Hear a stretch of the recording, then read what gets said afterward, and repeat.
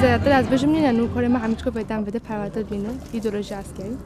Rojava Azadi Madrid nace como colectivo al apoyo de la lucha del pueblo kurdo, nace en abril del 2015 y básicamente tiene tres ramas de trabajo. Una es el blog, donde traducimos textos para dar a conocer los conflictos que suceden ahora en las 4 partes del Kurdistán. Otras son las charlas que ofrecemos a diferentes colectivos y espacios por toda la península. Y la última rama es una distribuidora que tenemos con fanzines que repartimos textos y otro tipo de materiales como libros para ampliar los conocimientos sobre el conflicto kurdo. El Kurdistán es el territorio que engloba una mayoría de población kurda, que es una etnia que se encuentra en la región de Oriente Medio, dividida entre las fronteras de 4 estados-nación, que son Turquía, Irak, Siria e Irán. En esos 4 territorios la población se divide de forma desigual. Estamos hablando de unos 40 millones de habitantes, que en la zona de Turquía se concentran unos 20 millones, en la zona de Rojava actualmente, en la zona de Siria, hay unos 3-4 millones, en Irán podríamos encontrar casi 8 millones y en la zona de Irak unos 6 millones. Esto ocurre durante la desintegración del Imperio Otomano, durante la Primera Guerra Mundial. Hay uno de los tratados, que es el Tratado de Brest, donde sí se reconoce la etnia del pueblo kurdo y se les promete en algún caso un estadio propio, pero cuando aparece Atatürk y pierde la Primera Guerra Mundial, pero se crea lo que es la República de Turquía, al final los poderes fácticos dividen Oriente Medio engañando a los árabes y engañando al resto de las etnias, las cuales habían prometido las ideas de unos estados y unos países libres, y deciden que el Kurdistán no debe aparecer dentro del mapa de Oriente Medio y simplemente con el Tratado de Sykes-Picot desaparecen y jamás se les ha vuelto a escuchar hablar hasta los años 70, que empiezan a reivindicarse las luchas de liberación nacional a escala mundial. En la región de Siria, en 2011,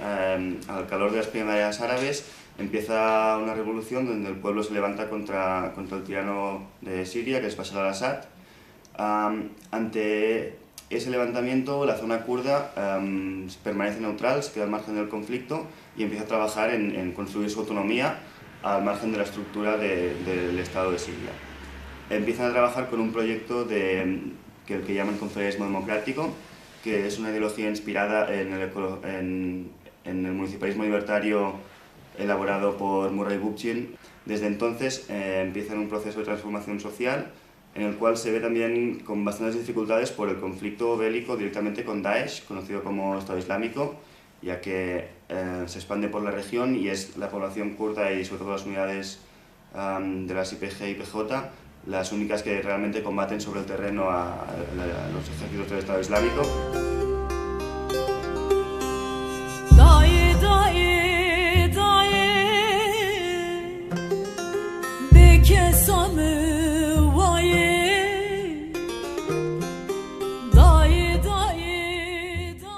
Pues yo creo que un poco la influencia de la autonomía en Rojava, en Siria,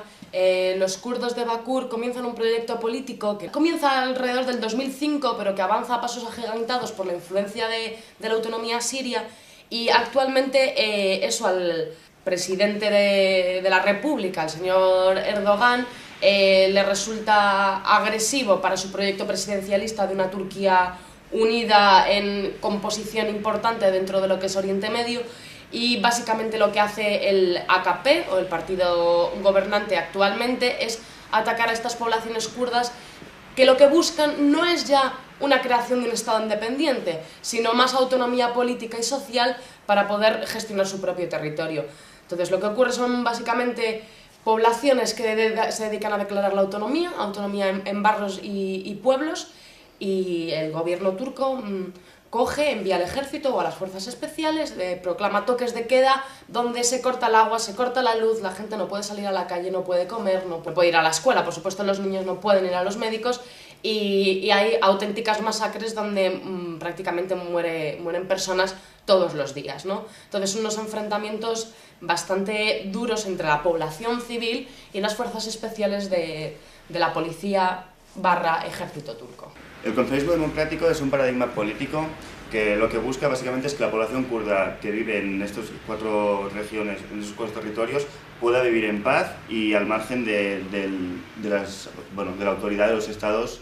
en los que se encuentran. Lo que buscan es crear unos espacios autónomos en los cuales su principal proyecto político está basado, como decíamos, en la ecología, en la liberación de la mujer y en una estructura comunal al margen de un Estado. Se basa sobre todo en los preceptos desarrollados por Murray Bookchin en sus libros sobre todo un libro emblema como es el de Ecología Social, donde plantean un proyecto de municipalismo libertario en el cual diferentes actores sociales van estableciendo su autonomía basándose en asambleas y en una estructura comunal para ir creando una estructura social que permita funcionar al margen del Estado. Otro de los grandes pilares de esta ideología es el ecologismo. Entienden como la modernidad capitalista es un enemigo de la sostenibilidad del territorio, de forma que buscan unos espacios que funcionen acorde con el medio ambiente y que no dañen al territorio en el que están. Otro de los grandes pilares fundamentales del proyecto de confederalismo democrático es el concepto de la liberación de la mujer, que no estaba tan desarrollado en la teoría de Bookchin y que lo añade posteriormente Öcalan, que el actual todavía presidente del PKK, el Partido de los Trabajadores del Kurdistán, actualmente encarcelado. Otros dos de los grandes pilares, aunque no son los centrales, es la convivencia multiétnica y religiosa de la zona, que intentan incluir dentro de este confederalismo democrático a todas las etnias y culturas y religiones que hay en la zona por el histórico conflicto entre ellas. Y otro de los grandes pilares es el pilar de la autodefensa. Entienden que la autodefensa es parte de la vida, que un ser vivo tiene no derecho, sino una necesidad vital a autodefenderse y por lo tanto reconocen de alguna manera la lucha armada como uno de los pilares que ojalá no sea necesario, pero que si es necesario, pues que lo van a llevar hacia adelante, ¿no?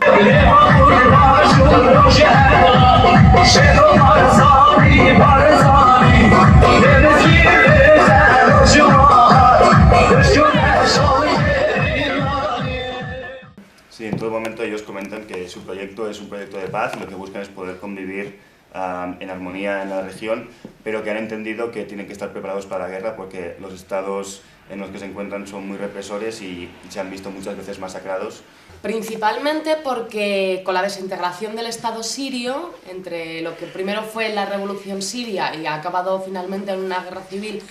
por los intereses y las intervenciones de terceros países en la región, al haber una desintegración del Estado y una declaración de autonomía, se está llevando un proyecto político diferente y por lo tanto, simplemente ya por eso, podemos hablar de una revolución. Se basan en cooperativas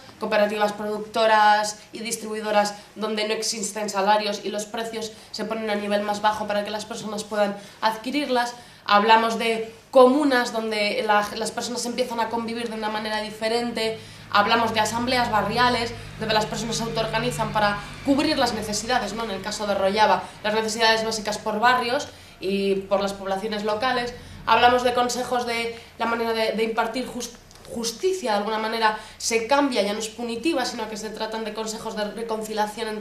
entre las partes. Hablamos de milicias de miles de personas que lo hacen de manera voluntaria, sino que no son ejércitos regulares, sino que son milicias voluntarias que también funcionan de manera autónoma y que se enfrentan a este Estado Islámico con grandes éxitos. Son muchos los aspectos que podemos declarar que por ello hay una revolución en Rojava. Es un proyecto anticapitalista y antiestatista. Dentro de un mundo donde todo el territorio está dividido completamente en fronteras que designan Estados-nación, que haya un territorio que abiertamente está luchando contra una estructura de Estado-nación es un proyecto revolucionario en ese aspecto y también entienden cómo el capitalismo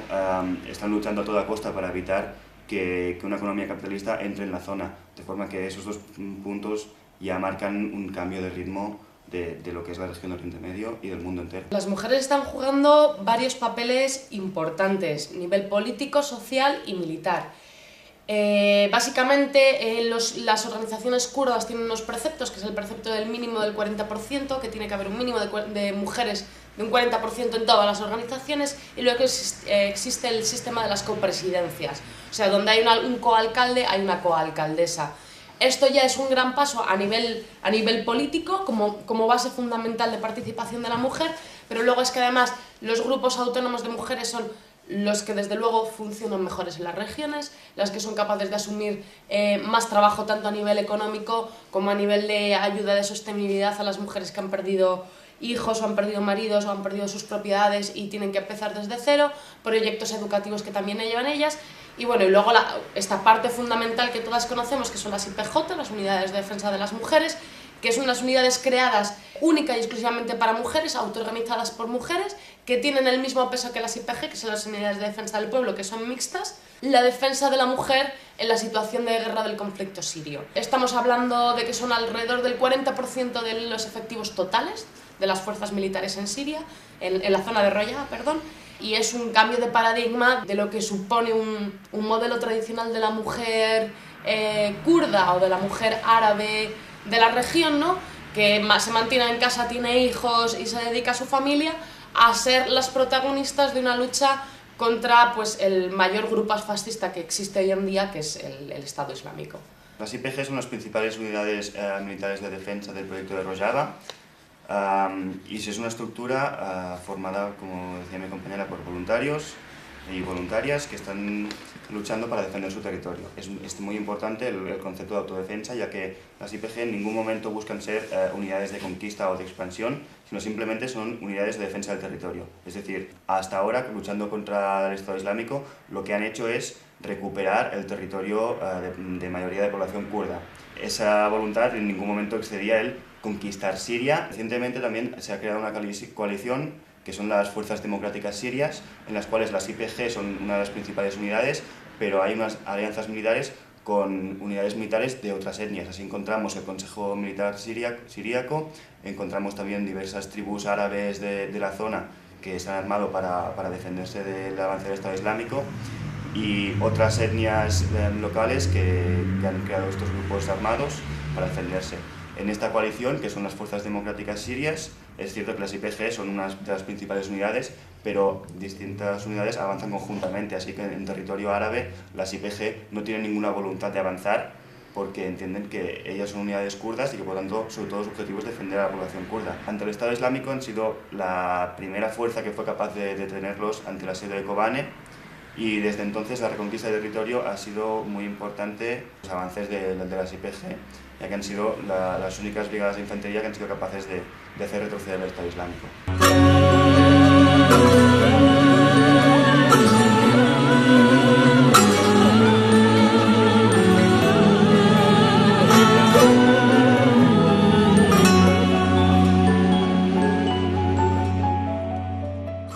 El asedio de Kobane empieza a finales de verano de 2014, motivada por varias razones, entre las que yo destacaría al menos la primera victoria ante el Estado Islámico, que se produce en Sinjar, en la zona de Irak, donde diversas brigadas kurdas, entre las cuales destacan las IPJ y las IPG, consiguen romper el asedio que el Estado Islámico perpetuaba sobre Sinjar, una ciudad de mayoría yazidí. Es la primera vez que el Estado Islámico cae derrotado en campo de batalla, y a eso se le añade el hecho de que Kobane es una ciudad que se encuentra en Siria, pero está muy cercana a la frontera con Turquía. El Estado Islámico en gran parte tiene bastante afinidad con el régimen turco de Erdogan, del gobierno del AKP, de forma que a partir de esos puntos cercanos a la frontera es de donde puede conseguir suministros como armamento, y a la vez de los militantes del Estado Islámico que son heridos, muchas veces está documentado que se han recuperado en hospitales turcos. De forma que el controlar las ciudades fronterizas entre Siria y Turquía le es un punto estratégico muy importante para el Estado Islámico. No obstante, la población kurda desde el primer momento dijo que Kobane no caería. Cuando empezó el asedio eran muchos los analistas internacionales que les daban unas semanas de resistencia a Kobane, y fue muy importante ver cómo las milicias kurdas de distintos territorios se organizaron y hicieron frente a Kobane, y tras 4 meses de asedio, finalmente el 26 de enero la ciudad fue liberada. Fue una cosa que para mucha gente fue totalmente inesperado, que la población kurda de esa zona mal armada, en reducidos grupos, fuera capaz de realizar la resistencia que hizo. Pero hay que entender toda la trayectoria de resistencia armada del pueblo kurdo, de más de 40 años luchando en las montañas, que eso le ha comportado una experiencia militar que el Estado Islámico muchas veces no tiene, ya que son frentes muy dispersos en los que su principal objetivo es lanzar coches bombas y hacerlo explotar todo por los aires. Inevitablemente es importante remarcar el apoyo de los bombardeos de la coalición internacional, ya que los mismos kurdos han reconocido que probablemente sin ese apoyo aéreo la resistencia de Kobane habría sido muchísimo más difícil. Esos bombardeos han sido un arma de doble filo. Por supuesto, ayudaron a poder terminar de expulsar el Estado Islámico de la zona de Kobane, pero también han supuesto que más del 80% de la ciudad haya quedado completamente destrozada, hasta tal punto que ellos están replanteando que no compensa reconstruirla, sino construir una ciudad al lado, porque la cantidad de escombro pues es... Entonces yo creo que ha sido un arma de doble filo por parte de la coalición internacional, que por supuesto apoya a los kurdos en lucha contra el Estado Islámico, porque ellos no quieren bajar al terreno a hacerlo, pero por otro lado tampoco quieren que se empoderen lo suficiente como para poder llevar su proyecto de autonomía de una manera pues, más productiva, ¿no? Entre otras cosas porque como Turquía, como buen miembro de la OTAN, como segundo ejército de la OTAN y sobre todo como el punto más importante de esta organización dentro del Oriente Medio y su odio acérrimo a los kurdos por su lucha histórica, lucha contra el PKK desde hace 40 años, pues lógicamente no le interesa tener una zona, una región kurda potente, autónoma y desarrollada en su propia frontera, ¿no? Turquía es un estado que usualmente ha utilizado a diferentes grupos islamistas radicales para lanzarlos contra los kurdos en unas batallas sangrientas, ¿no? Entonces, esto del Estado Islámico y del apoyo, que es completamente real, quiero decir, ahora Rusia hace poco ha sacado estas imágenes, ¿no?, de los coches pasando el petróleo por la frontera y tal, pero esto ya lo llevamos diciendo los activistas y, bueno, y las organizaciones kurdas desde hace ya varios años y no se nos ha hecho ni caso, pero vamos, es una cuestión clara de que el Estado turco ayuda directamente al ISIS para tratar de que no se pueda desarrollar el proyecto autónomo de un Kurdistán sirio. Ponernos a especular puede ser muy complejo, pero hay que entender que la realidad ahora tampoco es unitaria. Así como en Rojava y en Bakur encontramos este proyecto de revolución social que está floreciendo y que cada vez consigue más apoyo popular y más avances, encontramos al otro lado, a la región de Irak, un gobierno regional kurdo inspirado en un modelo claramente capitalista, como una referencia como Dubái, de un estado productor de petróleo y muy afín ideológicamente y políticamente a Estados Unidos o al régimen mismo de la AKP de Erdogan en Turquía. De forma que la población kurda tiene voluntades distintas, estamos hablando de 40 millones de personas, es mucha gente, como cualquier parte del mundo habrá diferentes opiniones, pero lo que está aconteciendo en Rojava y Turquía, en Rojava y en Bakur, es un proyecto que realmente puede cambiar paradigmas y que es interesante ver cómo en todo el mundo están saliendo grupos de apoyo y gente interesada en el tema que está visitando el proyecto. Lo que sí que podemos reconocer, y ellos te lo reconocen, es que tienen esperanza y que si después de 40 años de sufrimiento y de lucha ahora empiezan a haber resultados tanto de apoyos internacionales como de victorias frente a diferentes regímenes fascistas que los han intentado masacrar, lógicamente ahora tienen más ganas que nunca de continuar con su proyecto político. Y bueno, desde Rojava Azadi tratamos de apoyarlos, igual que aquellos compañeros de Burgos que nos están haciendo toda la difusión, lo agradecemos muchísimo. Esperamos que sigáis informándoos y tratando de apoyar a los compañeros del Kurdistán.